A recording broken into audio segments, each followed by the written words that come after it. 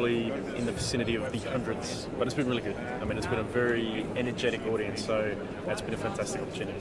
Realistically, we don't often get a chance to talk to a teaching audience, so I think what's great about this kind of event is that the teachers ultimately are the ones that are going to be using the technology, and they're the ones that are going to have to be delivering value to the students. They have to incorporate it into what they do daily.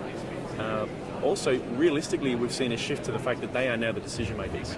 So the fact that we have an opportunity to get in front of 6,000 teachers and really change their perception of Lenovo as a brand is a fantastic opportunity. I think there's a lot of confusion in market today. I mean, we've seen through programs like the Digital Education Revolution a real drive for technology into schools. We've seen the national curriculum now use language that specifically is designed to incorporate technology. But now, with the new funding imperatives that are coming through, we're really seeing a challenge. So, schools being able to procure technology. So we know we need it, we can't afford it, so what do we do? So one of the biggest topics that we've been covering today is how do we use technology in education? How do we deliver an experience to our students that actually changes or gives functional improvement through the use of technology, not just substitutes what we have today, but then also looking through to how do we get it? So BYD has been a massive topic, and what does that mean, and what are 21st century skills, and how do we incorporate them? But really, how do we get this technology into our schools, and what's best practice? I mean, we'd seen bring your own additional device for a while in education, and there was a whole thought process around, well, if I can give students access to technology they're comfortable with, we can drive better utilisation, and to a point that's absolutely the case.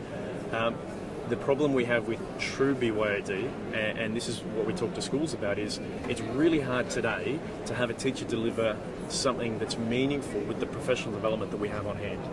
If I now, and that's locked down to one device, if I now open it up to every device in every format with every kind of screen size and every kind of technology with every OS and every app, it's going to be next to impossible to deliver something that's meaningful, so we'll probably revert to the lowest common denominator. So we're working through schools to really first and foremost understand what is it that we're trying to drive, how are we trying to incorporate, because ultimately BYD is just a funding conversation, and we can't start at a funding conversation at a device level before we know how we're going to use it, otherwise we're kind of wasting our money and we're not going to get the most out of what we're going to do.